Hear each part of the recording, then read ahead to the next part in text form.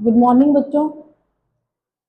अपना जो animal kingdom start हो चुका था, पहला चैप्टर जो फोर्थ चैप्टर है वो अपने स्टार्ट कर लिए थे फर्स्ट यूनिट का, और उसमें 45 मिनट का वीडियो अपन पहले से देख चुके हैं, है ना। मैं अब ये मान लूँ कि 2 दिन का, ये 2 दिन पहले मैं तुमसे मिलके आई थी, तो कुछ बच्चों ने देखा था, कुछ ने नहीं देखा था, लेकिन आज तक सब बच्चों का कंप्लीट हो गया होगा। अब ये मान के हम आगे का करें कि तुम्हें बेसिक्स पता है कि एनिमल किंगडम में क्लासिफिकेशन कैसे करना है ना। तुम्हें बेसिक्स पता है कि कौन कॉर्डेट्स हैं, कौन नॉन कॉर्डेट्स हैं, डिप्लोब्लास्टिक क्या होता है, ट्रिप्लोब्लास्टिक क्या होता है, सिलोमेट क्या है, ए सिलोमेट क्या है, सिमेट्रिकल क्या है, एसिमेट्रिकल क्या है, जर्मिनल लेयर्स के बारे में तुम्हें पता है। तो बेसिक्स जितने भी क्राइटेरिया थे वो सारे के सारे अपन डिस्कस कर चुके हैं, है ना। तो पॉलीफेरा स्टार्ट करते हैं। और लेवल ऑफ पॉलीफेरा बहुत ही ब्यूटीफुल क्रिएचर्स हैं इसके अंदर, बहुत ब्यूटीफुल एनिमल्स होते हैं इसके अंदर, ठीक है। पॉलीफेरा का मतलब होता है पोरस, ठीक है, जो भी पोरस है उसको आप पोरस मतलब बहुत सारे जिसके अंदर छेद है, जैसे स्पॉन्ज तुमने देखा होगा, है ना। बात स्पॉन्ज अगर किसी के पास है या कोई स्पॉन्ज अगर देखा है, वो भी स्पॉन्ज देख लो जिसको अपन यूज करते हैं डस्टर में। उस स्पॉन्ज के अंदर भी बहुत सारे पोर्स होते हैं, तो वैसा ही ये पोरस है। उसी उसी की वजह से उस स्पॉन्ज का नाम स्पॉन्ज पड़ा है, ठीक है ना। असल में ये ग्रुप है, ठीक है। तो ये फाइलम पॉलीफेरा की बेसिक 2-3 बातें हमने कर ली है। अब हमने इसका किस किस बेसिस पे, इसका किस कौन कौन से क्राइटेरिया हमने यूज किए थे इसको, इस पॉलीफेरा फाइलम को क्लासिफाई करने के लिए। एक तो हमने देखा था कि इसका लेवल ऑफ ऑर्गेनाइजेशन क्या है। तो लेवल ऑफ ऑर्गेनाइजेशन बच्चों ये सेल्यूलर लेवल के होते हैं, मतलब डिफरेंट डिफरेंट टाइप की सेल्स है जो अपना डिफरेंट डिफरेंट वर्क जो है वो कर रही है। दूसरा, पॉलीफेरा जो होते हैं वो डिप्लोब्लास्टिक होते हैं, मतलब 2 जर्मिनल लेयर है इसके अंदर। ये तो मैं बेसिक क्राइटेरिया बता रही हूँ इसके, ठीक है। अभी इसके स्पेशल फीचर्स और सब देखेंगे, पूरा डिटेल में अपन इसकी स्टडी करेंगे। अभी तो मैं आपको बेसिक जो है क्राइटेरिया मैं बता रही हूँ कि बेसिक क्राइटेरिया क्या है, कि इसके अंदर जर्मिनल लेयर कितनी है, 2, ठीक है। टिश्यू होता है इसके अंदर बीच में, दोनों जर्मिनल के इसके अंदर मेसोग्लिया बोलते हैं इसको, ठीक है। एसिमेट्रिकल होंगे ये, कोई सिमेट्री नहीं है इनकी, मतलब किसी भी प्लेन से हम इसको डिवाइड नहीं कर सकते इक्वली, ठीक है। And fourth one is coelomate और ए सिलोमेट, तो ये ए सिलोमेट होंगे। सबसे लोवेस्ट किंगडम, एनिमल किंगडम का सबसे लोवेस्ट फाइलम आ रहा है, जिसके अंदर सब कुछ बहुत सिंपल है, बहुत सिंपल, सिंपलेस्ट है। अब सेल ऑर्गेनाइजेशन है, जनरल लेयर भी 2 है, सिलोमी नहीं है, और एसिमेट्रिकल भी है, तो ये बहुत ही बेसिक चीजें हैं।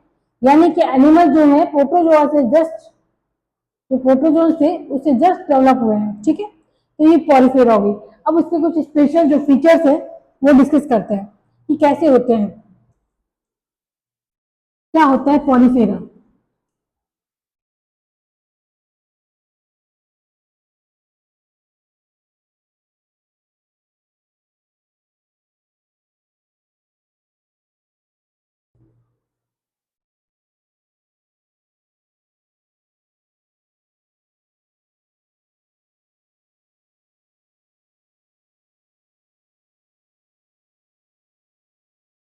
सबसे पहले स्ट्रक्चर से पहले हम इसकी हैबिटेट देख लेते हैं।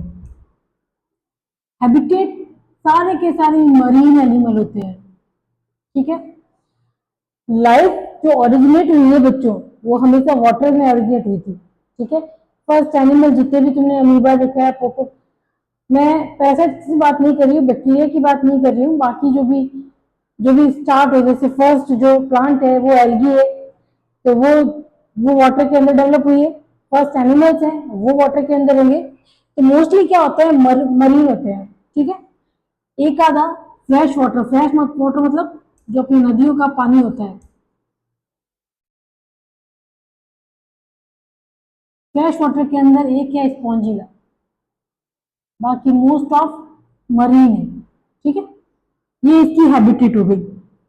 उसके बाद दूसरी बात, खाना क्या खाते हैं, तो न्यूट्रिशन इनका होलोजोइक होता है। अब अपन 2 वर्ड पढ़ेंगे बच्चों, एक तो तुमने पढ़ा है होलोजोइक, और एक लास्ट चैप्टर में पढ़ के आए हो हेट्रोजोइक, है ना? पढ़ा था, याद आया तुम्हें कि तुमने एक पढ़ा था ऑटोट्रॉफ्स होते हैं, होता है हेट्रोट्रॉफ्स होते हैं। तो इसी में दो वर्ड आ रहे हैं अपने पास, होलोजोइक, हेट्रोजोइक। होलोजोइक वो होते हैं जो सॉलिड फूड खाते हैं।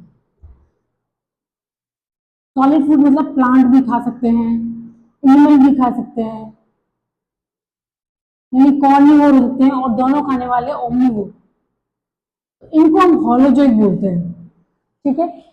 हेट्रोजोइक के अंदर सिर्फ और सिर्फ एनिमल पे जो फीड करते हैं उनको हम हेट्रोजोइक बोलते हैं। एनिमल पे जो फीड करते हैं यानी ओनली कॉर्निवोर, उनको हेट्रोजोइक बोलते हैं। तो मैंने अभी आपको ऐसे ही दो डेफिनेशन बताई है, मुझे याद आ गई। तो कहीं वर्ड देखने बच्चे तो कंफ्यूज नहीं हुए कि कभी होलोजोइक वर्ड आ रहा है, कभी हेट्रोट्रॉप्स आ रहा है, कभी ऑटोट्रॉप्स आ रहा है, कभी हेट्रोजोइक वर्ड सुनाई दे रहा है। तो डिफरेंट डिफरेंट वर्ड की डिफरेंट डिफरेंट, जैसे ऑटोट्रॉप्स है तो ऑटोट्रॉप्स वो हो गए जो अपना फूड सिंथेसिस कर रहे हैं। हेट्रोट्रॉप्स वो हो गए जो एनिमल लाइफ फीड करते हैं। एनिमल लाइफ फीड के अंदर भी टू टाइप्स के हो गए, होलोजोइक हो गए, कोई भी सॉलिड फूड है जैसे प्लांट है, कोई एनिमल है, या दोनों ही टाइप के जो खाना खा रहा है, ओमनीवोर हो गए, वो होलोजोइक हो गए, है ना? हेट्रोजोइक क्या हो गए, जो ओनली कॉर्निवोर है। तो अभी अपने पास खाली प्लेस पॉलीफेरा है, तो अपन इसको हेट्रोजोइक जो है इसको हटा देते हैं और हम बात करेंगे खाली होलोजोइक की। ये होलोजोइक होते हैं। तो ये पहले हमने बात की इसकी हैबिटेट की, दूसरी हमने बात की इसका न्यूट्रिशन। ठीक है। जब हम न्यूट्रिशन की बात करेंगे तो हम अब एनिमल पढ़ रहे हैं तो हमें इसका डाइजेस्टिव सिस्टम भी देखना पड़ेगा कि डाइजेस्ट कैसे करें। तो इनके पास कोई डाइजेस्टिव सिस्टम नहीं हो सकता, नहीं हो सकता ना। तो ये सिस्टम वर्ड जो है वो अपने को यहाँ से हटाना पड़ेगा। तो अब हम इनका सिर्फ क्या देखेंगे, डाइजेशन। समझ में आ रही है बात? मैं सीधा डाइजेशन लिख सकती थी, पर क्योंकि तुम लोग लिखते टाइम ये गलतियां कर सकते हो कि डाइजेस्टिव सिस्टम लिखने बैठ जाओ, इसलिए तुम्हारे लिए मैंने ये डाइजेशन वर्ड यूज किया कि डाइजेशन वर्ड यूज करना है। डाइजेशन कैसे होगा, इंट्रासेल्युलर। डाइजेशन टू टाइप होता है, एक इंट्रा और एक इंटर।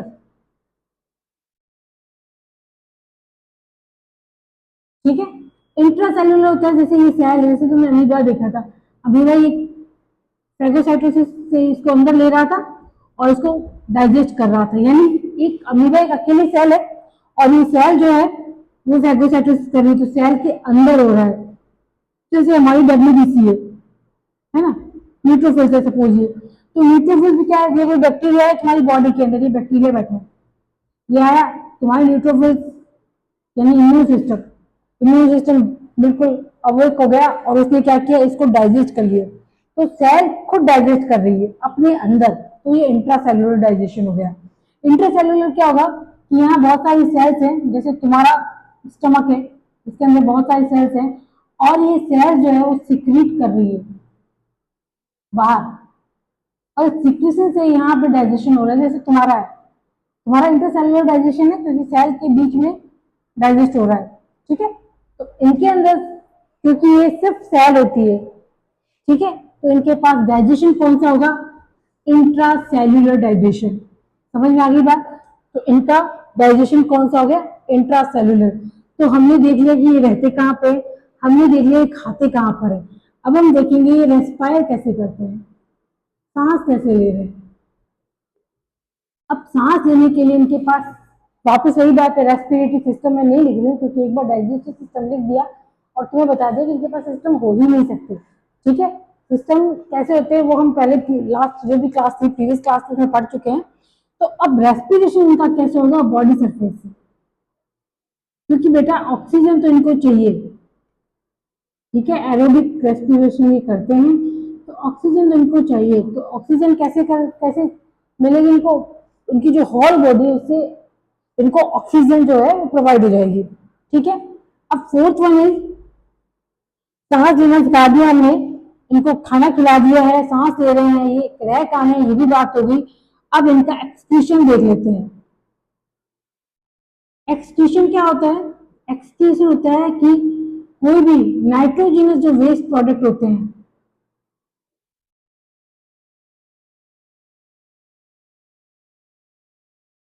उसको बाहर निकालना बॉडी से एक्सक्रीशन कहलाता है।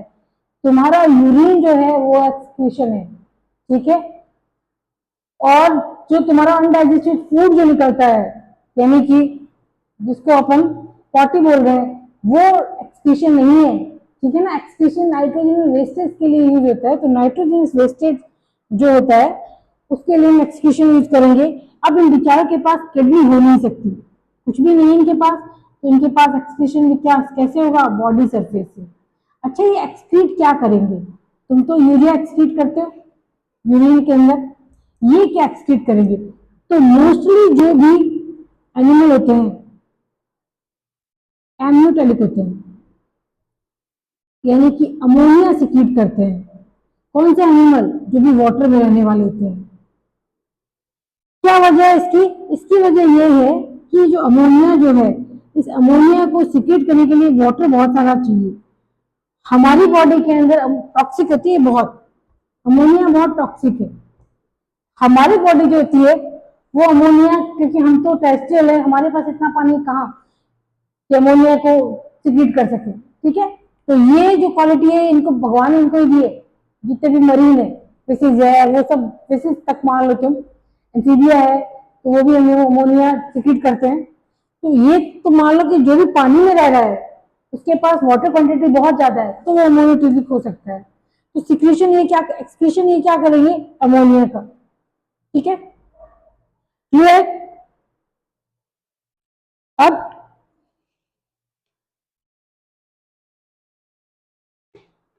कौन सा पॉइंट रहा, क्लास में होते तो तुमसे पूछते कि कौन सा पॉइंट रहा, अभी तो मुझे खुद को ही बोलना पड़ेगा कि कौन सा पॉइंट रहा है। तो अब हम इनको रिप्रोडक्शन देखेंगे कि ये रिप्रोडक्शन कैसे करते हैं, फिर हम इसके स्पेशल फीचर्स और इनके बाकी की जो कैरेक्टर्स है उनके बारे में बात करेंगे। अब हम इनका रिप्रोडक्शन देखेंगे, ये रिप्रोडक्शन कैसे करते हैं। तो ये रिप्रोडक्शन ए सेक्सुअल भी कर सकते हैं और सेक्सुअली भी कर सकते हैं, ठीक है। ए सेक्सुअल रिप्रोडक्शन कैसे होगा, बडिंग, बड बना ली इन्होंने, बडिंग के थ्रू गया। जितने भी लोअर एनिमल्स हैं उनके पास देखो, उनके मरने के चांसेस बहुत ज्यादा है, ठीक है। एक तो उनके पास, अब तुम्हारे पास ब्रेन है, तुम बहुत पावरफुल हो, लेकिन ये जो पॉलीफेरा है इसके पास तो सेल्स ही है खाली, टिश्यू भी नहीं है। तो ये गॉड गिफ्टेड होता है कि जो भी लोअर एनिमल्स होते हैं वो ये सेक्सुअल रिप्रोडक्शन करते हैं। क्यों करते हैं, ताकि उनका एग्जिस्टेंस रह सके अर्थ पे। जितने ज्यादा वो रिप्रोड्यूस करेंगे उतनी ज्यादा उनकी एग्जिस्टेंस रहेगी, है ना। उनके नंबर ऑफ ये नंबर उनके बढ़ेंगे कैसे, अगर ये सिर्फ सेक्सुअल यूनिट के ऊपर डिपेंड करे तो ब्रेन तो है ही नहीं, नहीं है ना। तो उसका मतलब क्या है कि खाली सेक्सुअल रिप्रोडक्शन पे इनकी एग्जिस्टेंस नहीं हो सकती, सर्वाइव नहीं कर पाएंगे, इसलिए इनके पास ए सेक्सुअल रिप्रोडक्शन होता है जो बर्डिंग के थ्रू होता है। बर्ड कैसे निकलती है, जैसे ये बना हुआ है, तो यहाँ पर बर्डिंग बन जाएगी। एक तो होती है बर्डिंग एक्सोजीनस और एक होती है एंडोजीनस, दो तरह की बर्डिंग हो सकती है, ठीक है। एक्सोजीनस बर्डिंग के अंदर क्या होता है कि बाहर की साइड ये बर्ड बन गई और इसे पूरा का पूरा एक जैसे साइकॉन है तो एक जैसे साइकॉन है तो ये एक साइकॉन बन जाएगा, ठीक है। एक्सोजीनस बर्ड क्या होती है कि यहाँ पे ये जो इसकी स्पोंजोसील है इसी के अंदर एक बर्ड बनेगी, इसे गैमी बोलते हैं, ठीक है। इसके अंदर सारी टाइप की सेल्स होती है, तो ये बर्ड अंदर बन गई। तो दो टाइप की बर्डिंग होती है इनके पास, एंडोजीनस और सेक्सुअल रिप्रोडक्शन। जैसे वर्ड में कल तुम्हें बता के आई थी हर्मोफ्रोडाइट, मतलब मेल और फीमेल एक साथ। अगेन मैं एक ही बात कहूंगी कि इनके सर्वाइवल के लिए, एग्जिस्टेंस के लिए इनका रिप्रोडक्शन इजी होना जरूरी है। टफेस्ट अब ये इनके पास ब्रेन है नहीं, सेल्स इनके पास सिर्फ सेल्स का ऑर्गेनाइजेशन है। अब ये कहाँ मेल और फीमेल ढूंढने जाएंगे, है ना, कहाँ ये शादी कहाँ करने जाएंगे, इनके पास ये सब करने का टाइम भी नहीं है, इनके पास ब्रेन भी नहीं है। तो इनको नेचर ने क्या बनाया कि भाई तुम तो एक ही एनिमल के अंदर दोनों चीजें हो जाए, एग भी बन जाए और स्पर्म भी बन जाए, दोनों टाइप की चीज हो जाए, ठीक है। इसलिए ये क्या है, हर्मोफ्रोडाइट होते हैं। इसके अंदर ये प्रोटोगाइनस होते हैं। ये दो वर्ड और यूज करने हैं हमें, एक होता है प्रोटोगाइनस और एक होता है प्रोटोएंड्रस, जिसके अंदर फीमेल का पार्ट पहले आ जाए, यानी कि एग बनाने के जो पार्ट्स हैं, एग्स पहले बन जाए, ऑर्गन नहीं होगा इनके अंदर, ओवरी नहीं होगी, तो वो प्रोटो गाइनस हो जाएंगे। और अगर मेल का स्पर्म बनाना पहले स्टार्ट हो तो प्रोटो गाइनस हो जाएंगे, एंडस हो जाएंगे वरना गाइनस हो जाएंगे। ठीक है, तो ये हर्माफ्रोडाइट होते हैं। अच्छा, अब इसके बाद इसके ज्यादा अपने को इसका सेक्स स्टाइल देखने की जरूरत नहीं है कि और कैसे करते हैं अपना रिप्रोडक्शन, इतना अपने लिए बहुत है। अब हम कहते हैं इनका डेवलपमेंट कैसे होता है। भाई ये ओवम और ये स्पर्म जो है, अब अपने ह्यूमन वाले दिमाग में वैसे स्पर्म बना देते हैं, इसको मोटाई देते हैं, इसको स्पर्म बोल रहे हैं। अब ये क्या है, जाइगोट बन गया। इस जाइगोट से सीधा एनिमल बन जाए, तो ये डायरेक्ट डेवलपमेंट है। लेकिन इस जाइगोट से पहले एक लार्वा बने, लार्वा से एनिमल बने, तो ये इनडायरेक्ट हो गया। ठीक है, समझ में आ गई बात। तुम डायरेक्ट डेवलपमेंट है, तुम्हारे कोई लार्वा नहीं है ना, तो पहले लार्वा घूमते हैं ह्यूमन के, नहीं होता, बच्चों के लार्वा घूमते हैं, तो लोअर एनिमल में अगेन जो होता है मोस्ट ऑफ में इनडायरेक्ट डेवलपमेंट होगा। चिड़िया का लार्वा नहीं बन रहा है, सीधा चूजा निकल रहा है, तो जितना डेवलपमेंट है उतना डायरेक्ट आ रहे हैं। ठीक है, इनडायरेक्ट कब आ रहे हैं, जबकि लोअर एनिमल्स आएंगे तब ये इनडायरेक्ट चलेगा। तो ये क्या बेसिक्स है जो तुम्हें मैं इसलिए बता रही हूँ ताकि आगे जाके कंफ्यूजन ही ना हो कि डायरेक्ट लिखो या इनडायरेक्ट लिखो।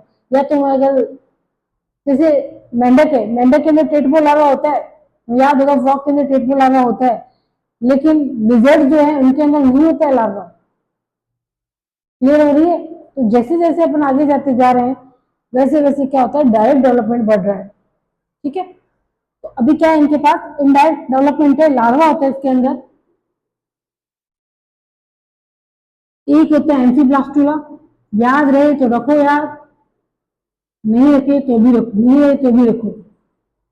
एक काइमुला लार्वा होता है, पैदी काइमुला ना।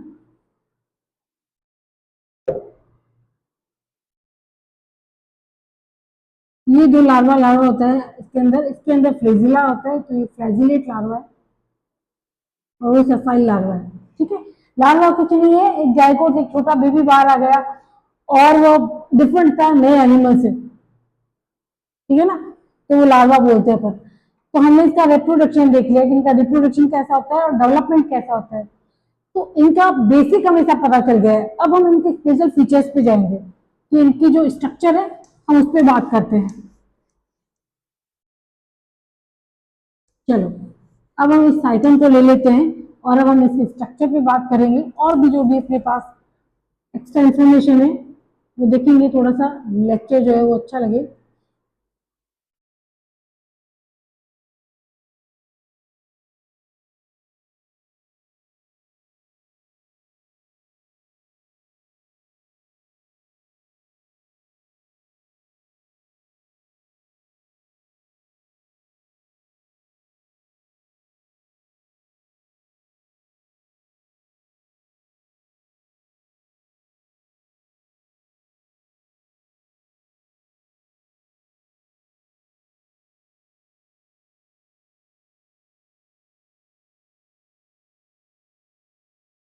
दिखता बहुत है कि और बनाओ।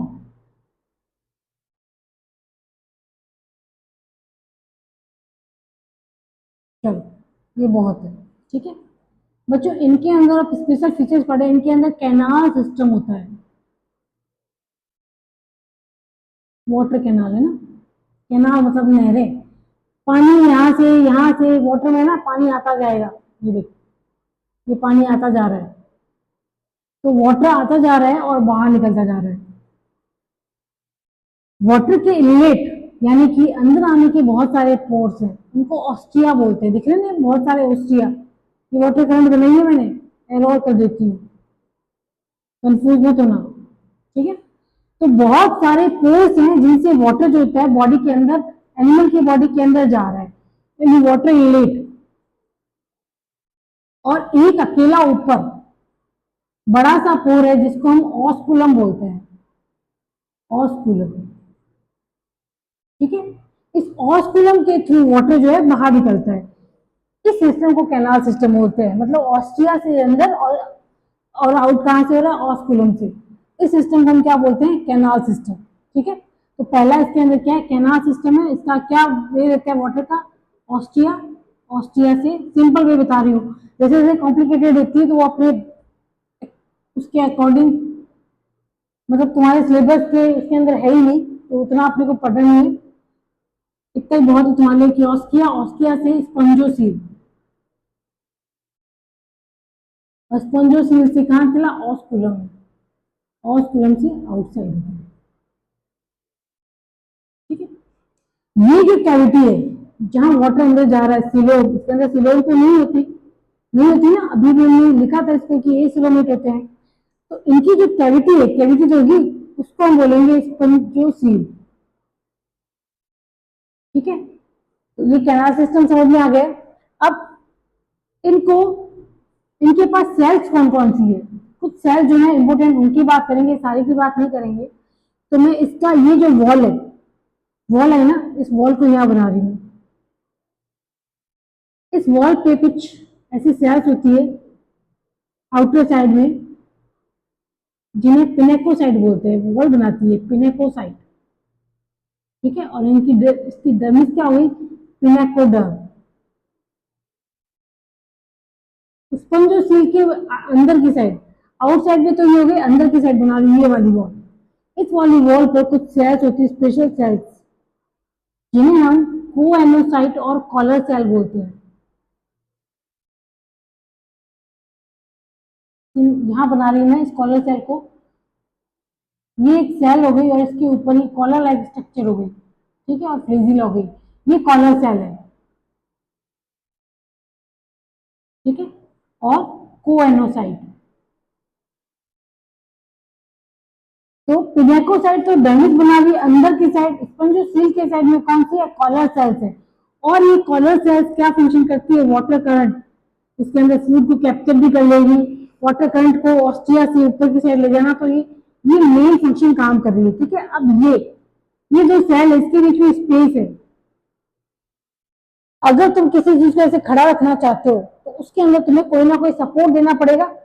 इस एनिमल को स्केलेटन, जैसे तुम खड़े हो तुम्हारे पास स्केलेटन है, एंडोस्केलेटन है, तुम्हारे पास हड्डियां हैं, कितनी है? कितनी है? 270 हड्डियां हैं कि 206 हड्डियां हैं कि कितनी है? तो 280 है कि 286 है?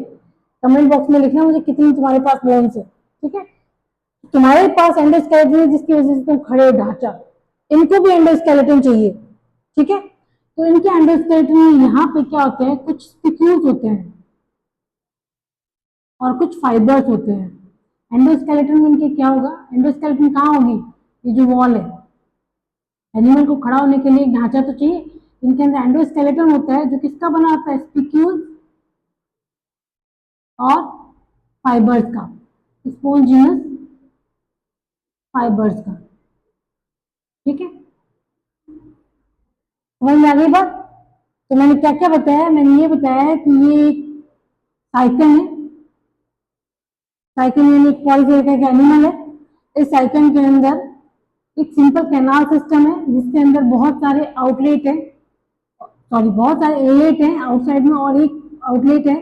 इनलेट से वाटर अंदर जाता है और आउटलेट से वाटर जो है वो बाहर की साइड निकलता है। ठीक है, इसे कैनाल सिस्टम बोलते हैं। उसके बाद मैंने कहा इनको एक स्केलेटन चाहिए, तो इनके पास एंडोस्केलेटन होता है, हड्डियां नहीं हो सकती इनके पास। तो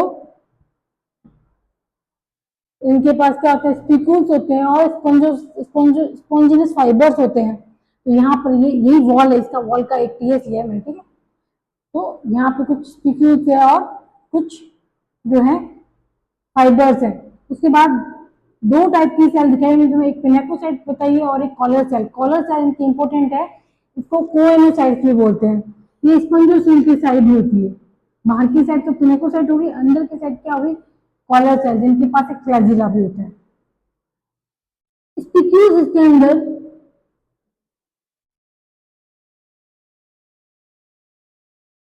स्पिक्यूल्स इसके अंदर ऐसे होते हैं कि इनके बेसिस पे इनका आगे का फर्दर क्लासिफिकेशन किया जाता है। अब ये तो फाइलम है, फाइलम को क्लास ऑर्डर ऐसे डिवाइड करते हैं ना, तो पॉलीफेरा का जो क्लासिफिकेशन बेस्ड होता है वो उनके एंडोस्केलेटन पर होता है। तो स्टिक्यूल्स कैल्शियम कार्बोनेट के बने हो सकते हैं, सिलिका के हो सकते हैं, और खाली स्पॉन्जिनस फाइबर के हो सकते हैं, बहुत सॉफ्ट से। तो इसी के बेसिस पे इनका आगे क्राइटेरिया याद रखने की जरूरत नहीं है तुम्हें, इसी बता रही हूँ मैं, मेरा ज्ञान है वो बता रही हूँ। हाइलोस्पोंजिया, डेमोस्पोंजिया, ये इसके आगे की क्लासेस हैं, ठीक है। तो इसके बेस पर इनको फर्दर जो है क्लासिफाई किया जाता है। अच्छा, ये कॉलर सेल कहाँ कहाँ हो सकती है? तो कॉलर सेल के टाइप पर एस्कॉन टाइप का कैनाल सिस्टम, साइकॉन और ल्यूकॉन कैनाल सिस्टम होता है। एस्कॉन टाइप का कैनाल सिस्टम मतलब ये स्पोंजोसील के साइड में ये बहुत सारी कोएनोसाइट सेल है ना, तो लाइनिंग स्पोंजोसील, कोएनोसाइट लाइनिंग स्पोंजोसील, तो ये कैनाल सिस्टम हो गया एस्कॉन टाइप का। साइक्लोन टाइप हो गया कि ये जो वाटर कैनाल है, ये देखो है ना, यहाँ पर कोएनोसाइट होती है,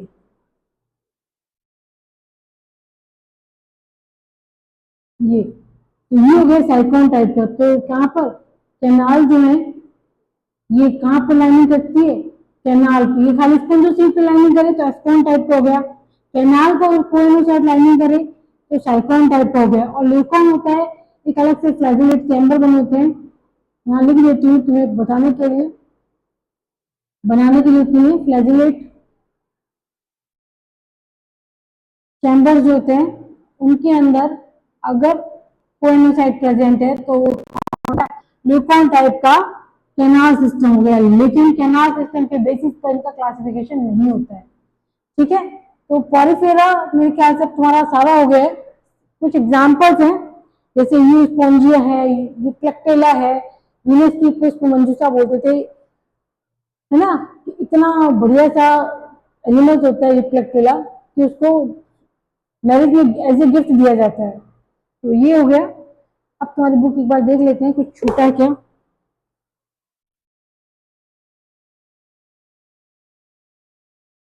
हो गया है, साइकोन मैंने बनाया, वो साइकोन या साइफा है।